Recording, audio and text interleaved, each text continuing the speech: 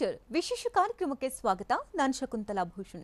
ಒತ್ತಡದ ಜೀವನ, ಬದಲಾಗ್ತಾ ಇರೋ ಜೀವನ ಶೈಲಿ, ಜನರಿಗೆ ನೂರಾರು ಆರೋಗ್ಯ ಸಮಸ್ಯೆ.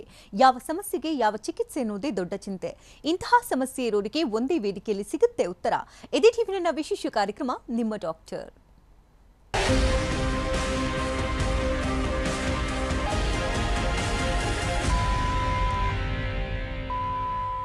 ಡಿಸ್ಕ್ ಸವೆತದಿಂದ ಕುತ್ತಿಗೆ ನೋವು ಅಥವಾ ಬೆನ್ನು ನೋವು ಕಾಣಿಸ್ಕೊಂಡ್ರೆ ತುಂಬಾ ತ್ರಾಸ ಪಡಬೇಕಾಗುತ್ತೆ. ಈ ನೋವಿನಿಂದ ಉತ್ಸಾಹ ಕುಗ್ಗುತ್ತೆ, ಅಲ್ಲದೆ ಈ ನೋವು ಬೆಡ್ ರೆಸ್ಟ್ ತೆಗೆದುಕೊಳ್ಳುವಂತೆ ಮಾಡಿಬಿಡುತ್ತೆ. ಅಷ್ಟಕ್ಕೂ ಈ ಕುತ್ತಿಗೆ ನೋವಾಗಿರ್ಬೋದು, ಬೆನ್ನು ನೋವಾಗಿರ್ಬೋದು ಕಾಣಿಸ್ಕೊಳ್ಳೋದಕ್ಕೆ ಏನು ಕಾರಣ?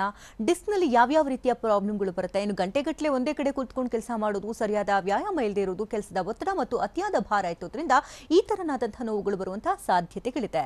ಇನ್ನು ಸರ್ವೈಕಲ್ ಸ್ಪಾಂಡಿಲೋಸಿಸ್ನಿಂದ ಬಳಲೋರು ಕೂಡ ಸಾಕಷ್ಟು ಜನ ಇರ್ತಾರೆ, ಭಯ ಪಡ್ತಾರೆ. ಆದರೆ ಇದೆಲ್ಲದಕ್ಕೂ ಕೂಡ ಪರಿಹಾರ ಇದೆ. ಯಾಕಂದ್ರೆ ಇದಕ್ಕೆ ಹೋಮಿಯೋಪತಿನಲ್ಲಿ ಪರಿಣಾಮಕಾರಿಯಾದಂತಹ ಶಾಶ್ವತ ಪರಿಹಾರವಿದೆ.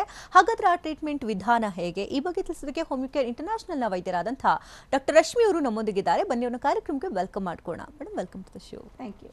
ತುಂಬಾ ಜನ ಹೇಳ್ತಿರ್ತಾರೆ ಡಿಸ್ಕ್ ಪ್ರಾಬ್ಲಮ್ ಅಂತ. ಆದರೆ ತುಂಬಾ ಜನಕ್ಕೆ ಗೊತ್ತಿಲ್ಲ ಏನಿದು ಡಿಸ್ಕ್ ಪ್ರಾಬ್ಲಮ್, ಯಾವ ರೀತಿ ಜನರನ್ನ ಬಾಧಿಸುತ್ತೆ, ಅಂದರೆ ದಿನಚರಿಯಲ್ಲಿ ಆಗ್ತಕ್ಕಂಥ ಬದಲಾವಣೆಗಳಿಗೆ ಏನೇನಾಗುತ್ತೆ, ಸಾಕಷ್ಟು ಇನ್ಫಾರ್ಮೇಷನ್ ಗೊತ್ತಿರೋದಿಲ್ಲ. ಹಾಗಾಗಿ ಈ ಕಾರ್ಯಕ್ರಮದ ಮುಖ್ಯನೇ ಇವತ್ತು ಮಾಹಿತಿಯನ್ನು ತಿಳಿಸ್ಕೊಂಡು ಏನಿದು ಡಿಸ್ಕ್ ಪ್ರಾಬ್ಲಮ್, ಯಾರನ್ನ ಹೆಚ್ಚಾಗಿ ಬಾಧಿಸುತ್ತೆ ಇದು? ಮೊದಲನೇದಾಗಿ ಡಿಸ್ಕ್ ಅಂದರೆ ಏನು ಅಂತ ತಿಳ್ಕೊಳ್ಳೋಣ. ಈಗ ನಮ್ಮ ಬೆನ್ನು ಮೂಳೆನ ನಾವು ಸ್ಪೈನಲ್ ಬೋನ್ ಅಂತ ಹೇಳ್ತೀವಿ. ಬೆನ್ನು ಮೂಳೆಗಳಿಗೆ ನಾವು ವರ್ಟಿಬ್ರೇಸ್ ಅಂತ ಹೇಳುವಂಥದ್ದು. ಎರಡು ಬೆನ್ನು ಮೂಳೆಗಳ ನಡುವೆ ಒಂದು ಸಾಫ್ಟ್ ಕುಷನ್ ಥರ ಇರುವಂತಹ ಸ್ಟ್ರಕ್ಚರ್ನೇ ನಾವು ಡಿಸ್ಕ್ ಅಂತ ಹೇಳ್ತೀವಿ. ಕುತ್ತಿಗೆ ಭಾಗದಲ್ಲಿ 8 ಸರ್ವೈಕಲ್ ಬೋನ್ಸ್ ಇರುತ್ತೆ, ಅದನ್ನು ನಾವು ಸರ್ವೈಕಲ್ ವರ್ಟಿಬ್ರೇಸ್ ಅಂತ ಹೇಳುವಂಥದ್ದು. ಅದೇ ರೀತಿ ನಮ್ಮ ಎದೆ ಭಾಗದಲ್ಲಿ 12 ಮೂಳೆಗಳಿರುತ್ತೆ, ಅದನ್ನು ನಾವು ಥೊರಾಸಿಕ್ ವರ್ಟಿಬ್ರೇಸ್ ಅಂತ ಹೇಳ್ತೀವಿ. ಹಾಗೆ ನಮ್ಮ ಸೊಂಟದ ಭಾಗದಲ್ಲಿ 5 ಮೂಳೆಗಳಿರುತ್ತೆ, ಅದನ್ನು ನಾವು ಲಂಬಾರ್ ವರ್ಟಿಬ್ರೇಸ್ ಅಂತ ಹೇಳೋದು. ಸೊ ಈ 2 ವರ್ಟಿಬ್ರೇ ಅಥವಾ ಈ 2 ಮೂಳೆಗಳ ಮಧ್ಯೆ ಒಂದು ಸಾಫ್ಟ್ ಕುಷನ್ ಥರ ಇರುವಂತಹ ಒಂದು ಸ್ಟ್ರಕ್ಚರ್ನ ನಾವು ಡಿಸ್ಕ್ ಅಂತ ಹೇಳ್ತೀವಿ.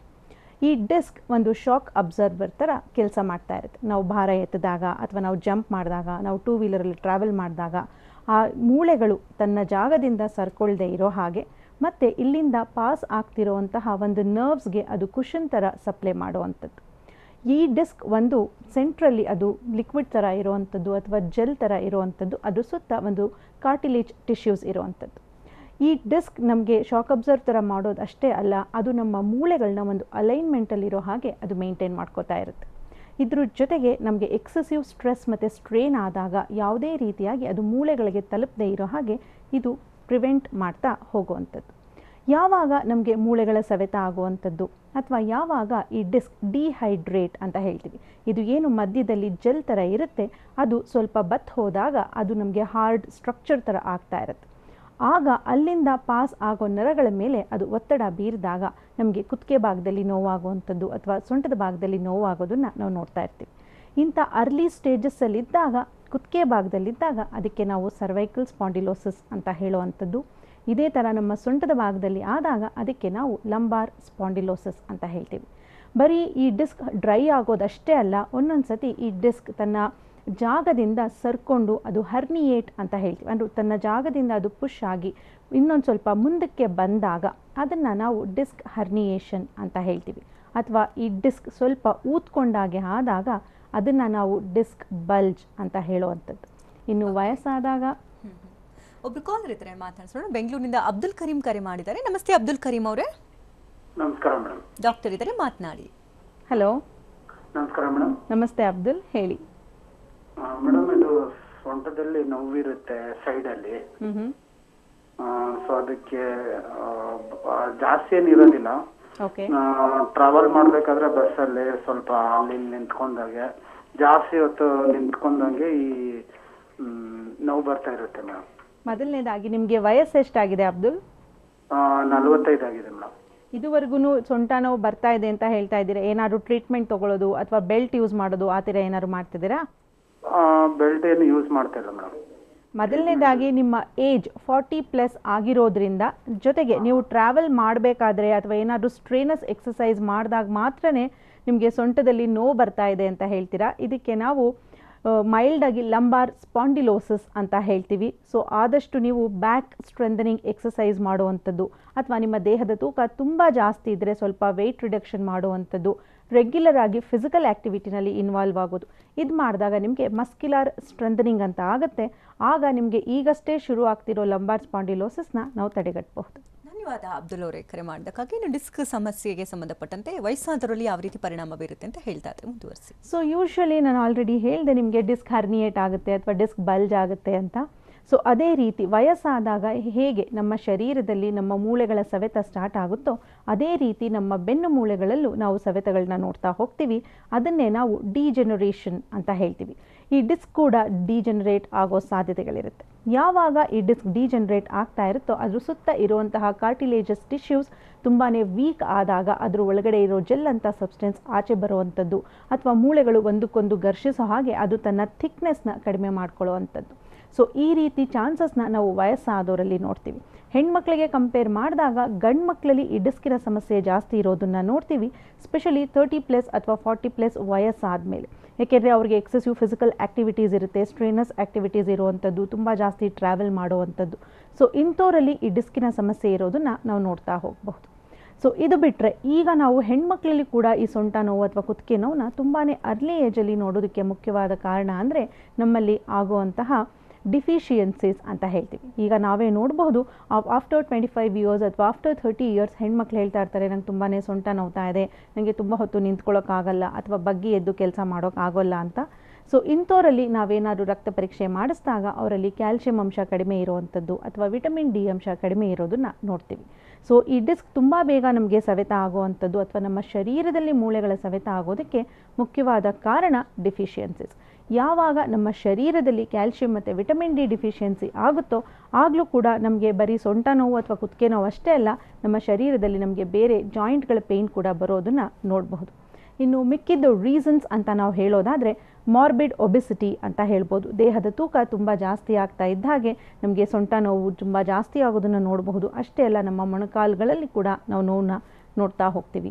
ಇನ್ನು ಕಾನ್ಸ್ಟೆಂಟಾಗಿ ಒಂದೇ ಕಡೆ ಕೂತು ಕೆಲಸ ಮಾಡೋರಲ್ಲೂ ಎಕ್ಸೆಸಿವ್ ಪ್ರೆಷರ್ ಬರೀ ನಮ್ಮ ಸೊಂಟದ ಮೇಲೆ ಬೀಳೋದ್ರಿಂದ ಅಂಥವರಲ್ಲಿ ಈ ಲಂಬಾರ್ ಸ್ಪಾಂಡಿಲೋಸಿಸ್ ಅಥವಾ ಈ ಡಿಸ್ಕ್ ಹರ್ನಿಯೇಟ್ ಆಗೋ ಸಾಧ್ಯತೆಗಳು ಅತಿ ಹೆಚ್ಚಾಗಿರುತ್ತೆ. So these are all the few of the reasons for disc problems ಅಂತಲೇ ಹೇಳಬಹುದು. ಓಕೆ, ಬ್ರಿಕಾಲರ್ ಇದ್ರೆ ಮಾತನಾಡ್ಸೋಣ. ಯಾದಗಿರಿಯಿಂದ ಸಂಗಾರೆಡ್ಡಿ ಅವರು ಕರೆ ಮಾಡಿದ್ದಾರೆ. ನಮಸ್ತೆ ಸಂಗಾರೆಡ್ಡಿ ಅವರೇ. ನಮಸ್ತೆ ಮೇಡಮ್. ಡಾಕ್ಟರ್ ಇದ್ದಾರೆ, ಮಾತನಾಡಿ. ಹಲೋ, ನಮಸ್ತೆ, ಹೇಳಿ ಸರ್. ನಮಗೆ 1 ಮಂತ್ ಕೆಳಗಡೆ ಅದು 15 ಕಿಲೋ ಜಾಸ್ತಿ ಹೆಚ್ಚಿದೆ ಮೇಡಮ್. ಎಕ್ಸ್ರೇ ಮಾಡಿದ್ವಿ, ಡಿಸ್ಕ್ ತಪ್ಪಿದೆ ಅಂತ ಹೇಳ್ರಿ. ಓಕೆ, ಎಷ್ಟು ದಿನ ಎಕ್ಸರ್ಸೈಸ್ ಮಾಡ್ಬಿಡುದು ಮೇಡಮ್? ಅದು ಕ್ಯಾಲ್ಸಿಯಂ ಅಂಶ ಕೊಡ್ತಿದ್ದಂಗೆ ಆಗಿದೆ ಅಂತ್ರಿ. ಓಕೆ ರೀ. ಅದು ಎಷ್ಟು ದಿನ ರನ್ನಿಂಗ್ ಮಾಡ್ಬಿಟ್ಟು ಬೆಳಗ್ಗೆ ಜಾಗಿಂಗ್ ಮಾಡೋ ಹ್ಯಾಬಿಟ್ ಇದೆ ನಮ್ಗೆ 2 ವರ್ಷದಿಂದ. ನೋವು ಭಾಳ ಇದೆ, 2 ತಿಂಗಳಾದ್ರೂ ನೋವು ಭಾಳ ಬರ್ತಾ ಇದೆ ಬೆನ್ನಲ್ಲಿ.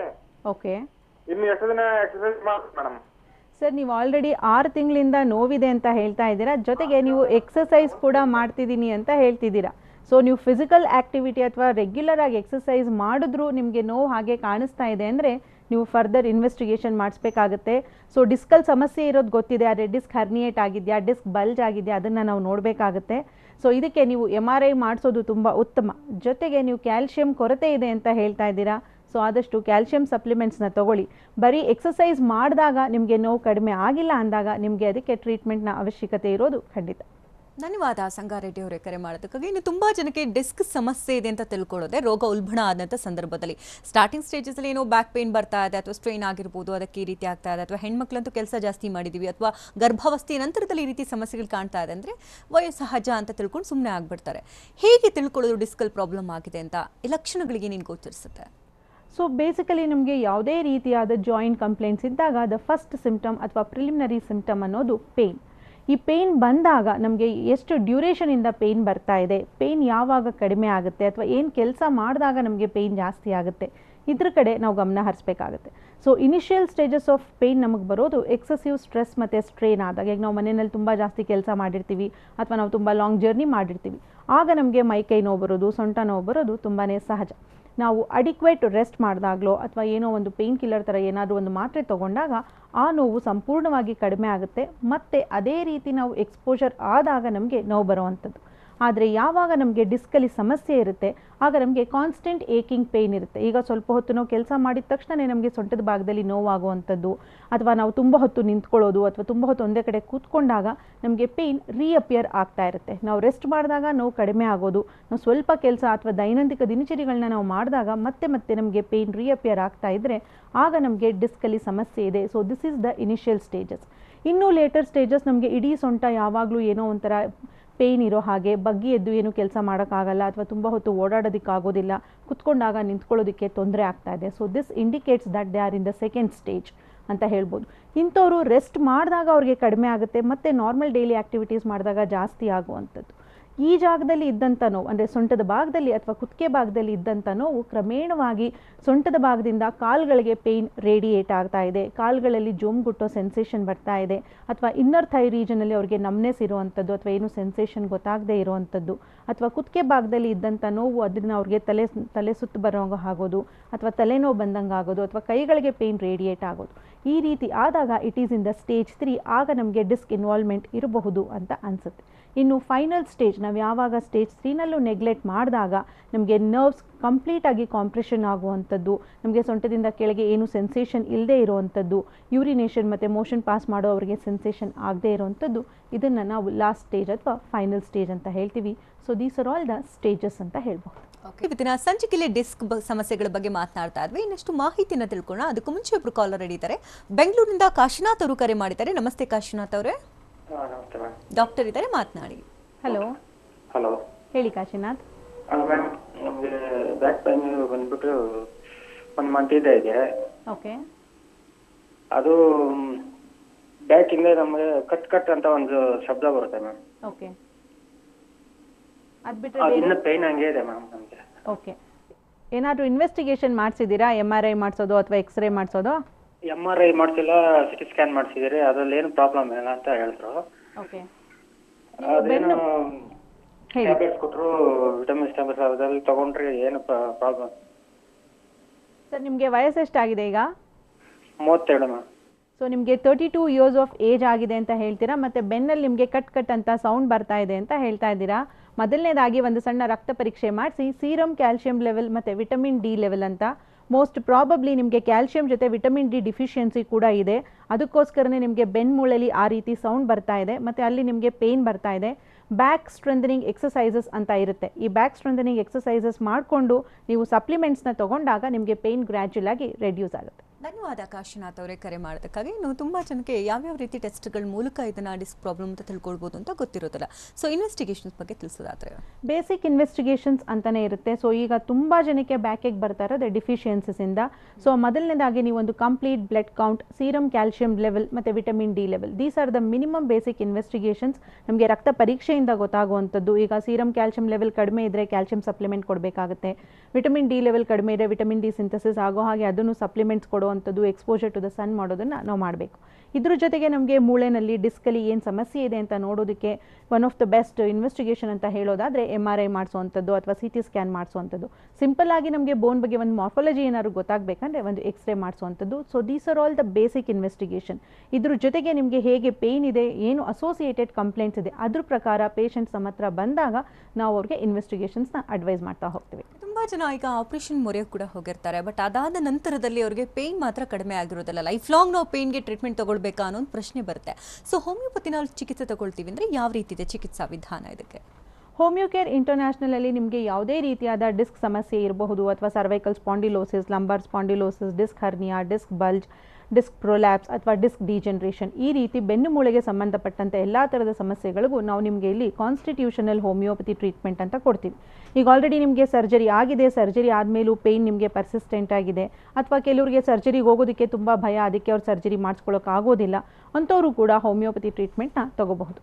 ಇಲ್ಲಿ ನಾವು ನಿಮಗೆ ಕಾನ್ಸ್ಟಿಟ್ಯೂಷನಲ್ ಹೋಮಿಯೋಪತಿ ಮೆಡಿಸಿನ್ಸ್ ಅಂತ ಕೊಡ್ತೀವಿ. ಈ ಮೆಡಿಸಿನ್ ಕೊಡೋದಕ್ಕಿಂತ ಮುಂಚೆ ಈ ಸಮಸ್ಯೆ ನಿಮಗೆ ಯಾವಾಗಿಂದ ಇದೆ, ಹೇಗೆ ಬಂತು, ಬೇಕಾದಂಥ ಇನ್ವೆಸ್ಟಿಗೇಷನ್, ನಿಮ್ಮ ಲೈಫ್ ಸ್ಟೈಲ್ ಅಥವಾ ನಿಮ್ಮ ಫ್ಯಾಮಿಲಿ ಹಿಸ್ಟ್ರಿ, ಇದನ್ನೆಲ್ಲಾನು ಕಂಪ್ಲೀಟ್ ಡೀಟೇಲ್ ಆಗಿ ಅನಲೈಸ್ ಮಾಡಿ ಅದಾದ ನಂತರ ನಾವು ನಿಮಗೆ ಟ್ರೀಟ್ಮೆಂಟ್ ಕೊಡುವಂಥದ್ದು.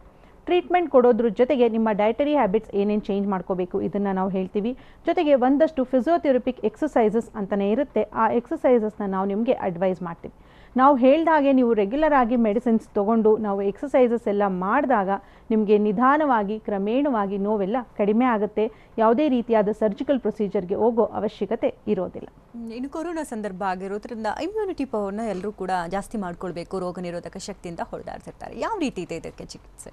ಹೋಮಿಯೋಕೇರ್ ಇಂಟರ್ನ್ಯಾಷನಲಲ್ಲಿ ನಾವು ಕೊರೋನಾಗೆ ಅಂತಲೇ ಇಮ್ಯುನಿಟಿ ಬೂಸ್ಟರ್ ಡೋಸಸ್ ಅಂತ ನಮ್ಮೆಲ್ಲ ಔಟ್ಲೆಟ್ಸಲ್ಲೂ ನಿಮಗೆ ಸಿಗ್ತಾ ಇದೆ. ಇದನ್ನು ತಗೊಳ್ಳೋದ್ರಿಂದ ನಿಮಗೆ ಸ್ಲೋ ಆ್ಯಂಡ್ ಗ್ರ್ಯಾಜುಯಲ್ ಆಗಿ ಇಮ್ಯುನಿಟಿ ಬೂಸ್ಟಪ್ ಆಗುತ್ತೆ. ಇದ್ರ ಜೊತೆಗೆ ನಿಮಗೆ ಇಮ್ಯುನಿಟಿ ಬೂಸ್ಟ್ ಆಗಬೇಕು ಅಂದರೆ ಬರೀ ಮೆಡಿಸಿನ್ಸ್ ತೊಗೊಳ್ಳೋದಷ್ಟೇ ಅಲ್ಲ, ನೀವು ನಿಮ್ಮ ಲೈಫ್ ಸ್ಟೈಲಲ್ಲಿ ಕೂಡ ಚೇಂಜಸ್ ಮಾಡ್ಕೋಬೇಕು. ಹೆಲ್ದಿ ಫುಡ್ ಕನ್ಸಂಪ್ಷನ್ ಮಾಡುವಂಥದ್ದು, ರೆಗ್ಯುಲರ್ ಎಕ್ಸಸೈಸ್ ಮಾಡುವಂಥದ್ದು, ಅಡಿಕ್ವೇಟ್ ರೆಸ್ಟ್, ಇದನ್ನು ಮೂರನ್ನು ನೀವು ಪಾಲಿಸ್ಕೊತಾ ಹೋಗಿ ಇದ್ರ ಜೊತೆಗೆ ಹೋಮಿಯೋಕೇರಲ್ಲಿ ಕೊಡುವಂತಹ ಇಮ್ಯುನಿಟಿ ಬೂಸ್ಟರ್ ಡೋಸಸ್ ತೊಗೊಂಡಾಗ ನಿಮಗೆ ಇಮ್ಯುನಿಟಿ ಇಂಪ್ರೂವ್ ಆಗ್ತಾ ಹೋಗುತ್ತೆ. ಅಂದರೆ ಯಾರ್ಯಾರೆಲ್ಲ ತಗೊಳ್ಬೋದು? ಎಷ್ಟು ದಿನ ವಯಸ್ಸಿಂದ ಇದನ್ನು ಪ್ರಾರಂಭ ಮಾಡೋದು, ಎಷ್ಟು ದಿನದ ಕಾಲ ತೆಗೆದುಕೊಳ್ಬೇಕಾಗುತ್ತೆ, ಅದು ಪ್ರೊಸೀಜರ್ ಬಗ್ಗೆ ತಿಳಿಸೋದು. ಸೊ ಯೂಶುವಲ್ ಆಗಿ ಇಮ್ಯುನಿಟಿ ಬೂಸ್ಟರ್ ಡೋಸಸ್ ನಾವು ಸಣ್ಣ ಮಕ್ಕಳಿಂದ ಹಿಡಿದು ವಯಸ್ಕರ ತನಕ ಎಲ್ಲರೂ ಅದನ್ನು ತಗೋಬೇಕಾಗುತ್ತೆ. Initially 5 doses of the medicines ಇರೋದು 5 ಡೇಸ್ಗಂತ ಇರುತ್ತೆ. ಅದಾದಮೇಲೆ ಅವರು 15 ಡೇಸ್ಗೆ ಒಂದ್ಸತಿ ರಿಪೀಟ್ ಮಾಡುವಂಥದ್ದು, ಮಂತ್ಲಿ ಒಂದ್ಸತಿ ರಿಪೀಟ್ ಮಾಡುವಂಥದ್ದು ಮಾಡಿಕೊಂಡ್ರೆ ಸಾಕು. ಇದ್ರ ಜೊತೆಗೆ ಅವರು ನಮ್ಮಲ್ಲಿ ನಮ್ಮ ವೈದ್ಯರನ್ನ ಭೇಟಿ ಮಾಡಿದಾಗ ನಾವು ಅವ್ರಿಗೆ ಲೈಫ್ ಸ್ಟೈಲಲ್ಲಿ ಏನೇನು ಚೇಂಜಸ್ ಮಾಡ್ಕೋಬೇಕು, ಯಾವ ರೀತಿ ಆಹಾರ ಪದ್ಧತಿ ಕ್ರಮಗಳನ್ನ ಅವರು ಮೇಂಟೈನ್ ಮಾಡಬೇಕು ಅನ್ನೋದನ್ನ ಹೇಳ್ತಾ ಹೋಗ್ತೀವಿ. ಓಕೆ. ಇನ್ನು ಡಿಸ್ಕ್ ಸಮಸ್ಯೆಯಿಂದ ಬಳಲ್ತಾ ಇರೋರಲ್ಲಿ ತುಂಬ ಜನಕ್ಕೆ ಆಪರೇಷನ್ ಮೊರೆ ಹೋಗಬೇಕು ಅಂತ ಕೆಲವು ಡಾಕ್ಟರ್ಸ್ ಹೇಳ್ತಾರೆ. ಬಟ್ ಆಪರೇಷನ್ ಮೊರೆ ಹೋಗಬೇಕಾಗಿಲ್ಲ, ಹಾಗೆ ನಾವು ಗುಣಪಡಿಸ್ಕೊಳ್ಬಹುದಾ ಅಂತಂದರೆ ಹೋಮಿಯೋಪತಿನಲ್ಲಿ ಇದಕ್ಕೆ ಸಂಪೂರ್ಣವಾದಂಥ ಮಾರ್ಗ ಇದೆಯಾ? ಖಂಡಿತವಾಗ್ಲೂ ಇದೆ. ಈಗ ಆಲ್ರೆಡಿ ನೀವು ಸರ್ಜರಿ ಮಾಡಿಸ್ಕೋಬೇಕು ಅಂತ ಅಂದ್ಕೊಂಡಿದ್ದೀರಾ, ಆದರೆ ನಿಮಗೆ ಸರ್ಜರಿ ಮಾಡಿಸ್ಕೊಳಕ್ಕಾಗ್ತಾ ಇರೋದಿಲ್ಲ, ಅಥವಾ ಸರ್ಜರಿ ಮಾಡಿಸ್ಕೊಂಡು ನಿಮಗೆ ಅದರಿಂದ ನಿಮಗೆ ಮುಕ್ತಿ ಸಿಕ್ಕಿರೋದಿಲ್ಲ, ಪೇಯ್ನ್ ತಿರ್ಗಾ ನಿಮಗೆ ಇನ್ನೂ ಪರ್ಸಿಸ್ಟೆಂಟ್ ಆಗ್ತಾ ಇದೆ ಅನ್ನೋರು ಹೋಮಿಯೋಪತಿ ಟ್ರೀಟ್ಮೆಂಟ್ನ ತಗೋಬಹುದು. ಹೋಮಿಯೋಪತಿ ಟ್ರೀಟ್ಮೆಂಟ್ ತಗೊಳ್ಳೋದ್ರಿಂದ ನಿಮ್ಗೆ ಏನು ಸಮಸ್ಯೆ ಇದೆ ಅದು ನಿಧಾನವಾಗಿ ಕ್ರಮೇಣವಾಗಿ ಶಾಶ್ವತವಾಗಿ ಪರಿಹಾರ ಆಗ್ತಾ ಹೋಗುತ್ತೆ. ಓಕೆ. ತುಂಬ ಜನ ಈಗ ಬೆಲ್ಟ್ಸ್ ಎಲ್ಲ ಯೂಸ್ ಮಾಡೋದು ನೋಡಿರ್ತೀವಿ. ಈಗ ಕುತ್ತಿಗೆ ನೋವು ಅಥವಾ ಬೆನ್ನು ಭಾಗದ ನೋವು, ಸೊಂಟದ ನೋವಿಗೆಲ್ಲ ಬೆಲ್ಟ್ ಯೂಸ್ ಮಾಡ್ತಿರ್ತಾರೆ. ಅದನ್ನು ತುಂಬ ಜನಕ್ಕೆ ಯಾವ ರೀತಿ ಯೂಸ್ ಮಾಡಬೇಕು ಅನ್ನೋದು ಕೂಡ ಗೊತ್ತಿರೋದಿಲ್ಲ. ಅದರಿಂದನೂ ಕೂಡ ಅಡ್ಡ ಪರಿಣಾಮಗಳಾಗುವಂಥ ಚಾನ್ಸಸ್ಗಳಿರುತ್ತೆ. ಸೊ ಈ ಬಗ್ಗೆ ನಿಮ್ಮ ಅಭಿಪ್ರಾಯ? ಸೊ ಯೂಶಲಿ ನಾವು ಸೆಕೆಂಡ್ ಸ್ಟೇಜ್ ಅಂತ ಆಲ್ರೆಡಿ ಹೇಳಿದ್ದೆ. ಸೊ ಸೆಕೆಂಡ್ ಸ್ಟೇಜ್ ಮತ್ತು ಥರ್ಡ್ ಸ್ಟೇಜಲ್ಲಿ ಇರೋರಿಗೆ ನಾವು ಸರ್ವೈಕಲ್ ಬೆಲ್ಟ್ ಮತ್ತು ಲಂಬಾರ್ ಬೆಲ್ಟ್ ಅಂತ ಸಿಗುತ್ತೆ. ಇದು ನಿಮಗೆ ಎಲ್ಲ ಮೆಡಿಕಲ್ ಔಟ್ಲೆಟ್ಸ್ಗಳಲ್ಲಿ ನಿಮಗೆ ಸಿಗುತ್ತೆ.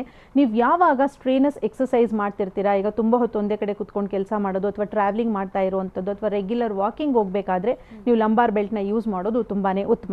ನೀವು ಯಾವಾಗ ರೆಸ್ಟ್ ಮಾಡ್ತಾ ಇರ್ತೀರಾ ಆಗ ನೀವು ಬೆಲ್ಟ್ ಯೂಸ್ ಮಾಡದೇ ಇದ್ದರೆ ಪರವಾಗಿಲ್ಲ. ನಿಮ್ಗೆ ಏನಾದರೂ ತುಂಬಾ ಅಕ್ಯೂಟಾಗಿ ಪೇಯ್ನ್ ಇದೆ, ತುಂಬ ಸಿವಿಯರಾಗಿ ಪೇಯ್ನ್ ಇದೆ ಅಂದರೆ ಅದನ್ನು ಕಾನ್ಸ್ಟೆಂಟಾಗಿ ಯೂಸ್ ಮಾಡಿದ್ರೆ ತುಂಬಾ ಒಳ್ಳೆಯದು. ಅದರಿಂದ ನಿಮಗೆ ಕಾಂಪ್ರೆಷನ್ ಆಫ್ ದ ನರ್ವ್ಸ್ ಆಗೋದು ಕಡಿಮೆ ಆಗ್ತಾ ಹೋಗುತ್ತೆ. ಈಗ ವಯಸ್ಸಲ್ಲಿರೋರಿಗೆ ಟ್ರೀಟ್ಮೆಂಟ್ ಕೊಡೋದು ಒಂದು ರೀತಿ ಇರುತ್ತೆ. ಅದು ವಯಸ್ಸಾದವರಲ್ಲಿ ತುಂಬ ರೀತಿ ಅನೇಕ ರೀತಿ ಕಾಯಿಲೆಗಳಿರುತ್ತೆ. ಮಧುಮೇಹ ಇರುತ್ತೆ, BP ಇರುತ್ತೆ, ಅನ್ಯ ರೀತಿ ಕಾಯಿಲೆಗಳಿರುತ್ತೆ. ಸೊ ಅಂಥವ್ರಿಗೆ ಯಾವ ರೀತಿ ಚಾಲೆಂಜಿಂಗ್ ಆಗುತ್ತೆ ಈ ಒಂದು ಡಿಸ್ಕ್ ಪ್ರಾಬ್ಲಮ್ ಇರೋದ್ರಲ್ಲಿ?